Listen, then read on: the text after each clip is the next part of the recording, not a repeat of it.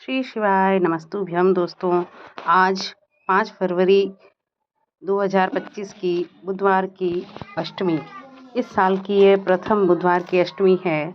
और बुधवार की अष्टमी तिथि जो है वो साल में बहुत ही कम आती है।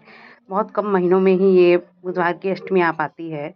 लेकिन यदि ये महीने में साल में पहली बार 5 फरवरी 2025 को ये बुधवार की अष्टमी आई है दोस्तों, तो आज बुधवार की अष्टमी के महाशिव पुराण की कथा के जो उपाय हैं, जो हम पंडित प्रदीप जी मिश्रा सीहोर वाले गुरु जी से सुनते हैं शिव महापुराण की कथा के द्वारा, तो उन उपायों में से आप किसी भी एक उपाय को आज ज़रूर करें।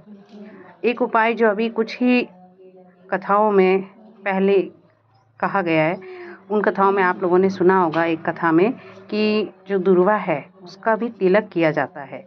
यदि कोई काम अटक रहा हो तो उस काम को करने के लिए, काम हमारा हो जाए, उसके लिए हम दुर्वा का जो तिलक है वो कर सकते हैं।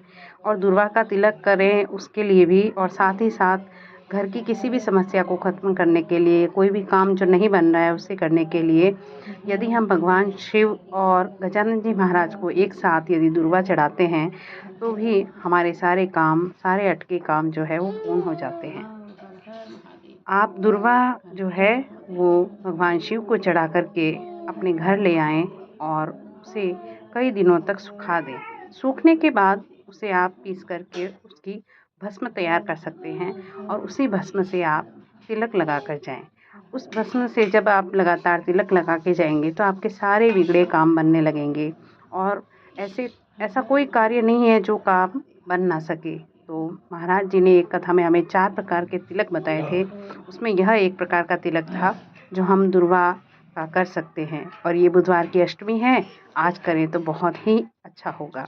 इसके साथ एक और उपाय आपने कई बार सुना होगा कि एक कटोरी के अंदर आप हरी मूंग ले लें, उसमें थोड़ी सी गुड़ की बाटी ले लें और गुड़ की बट्टी के साथ 5 बेलपत्र लें और भगवान शिव के मंदिर या भगवान गजानन जी का जो भी मंदिर आपके पास में हो उस मंदिर में जाएं और भगवान गणेश जी के सीधे हाथ की ओर इस कटोरी को आप ऐसे कैसे रख दें।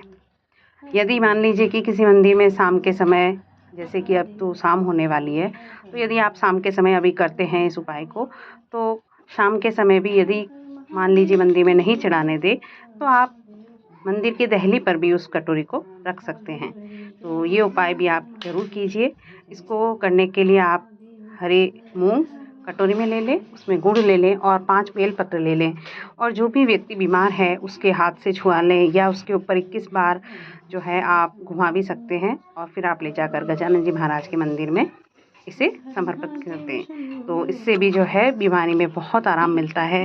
ये उपाय भी मैंने भी किया है अपने बच्चे के लिए, तो मुझे भी इसमें बहुत फ़ायदा मिला। आप इस उपाय को एक बार करके ज़रूर देखें।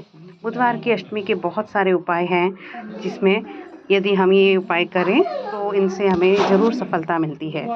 बेलपत्र चढ़ाने का जो उपाय है उसके साथ साथ एक समी पत्र का भी उपाय है, जिसमें आप समी पत्र जो है 3, 5 और 1 के हिसाब से चढ़ाएं, जिसमें हम 3 समी पत्र जो है वो भगवान शंकर को, 5 समी पत्र गजानन जी महाराज को और 1 समी पत्र जो है वो हम भगवान के द्वार के दहली पर जो है वो निकलते समय हम अपने उल्टे हाथ की तरफ जो है वहाँ 1 समी पत्र चढ़ाएं और वहाँ एक घी का दिया करें। ये भी उपाय यदि आप करते हैं तो इससे भी हमें लक्ष्मी प्राप्ति होती है, धन का जो अभाव है वो खत्म होता है, माँ लक्ष्मी जो है वो हमारे घर में जल्द प्रवेश करती हैं। तो गजानन जी महाराज का जो समी पत्र चढ़ाने का उपाय है, इसे भी आप बुधवार की अष्टमी के दिन कर सकते हैं। तो ये भी आप बुधवार की अष्टमी के दिन करके ज़रूर देखें, इससे भी हमें बहुत फ़ायदा मिलेगा। जो घर में धन की समस्या है वो जल्द ख़त्म होगी।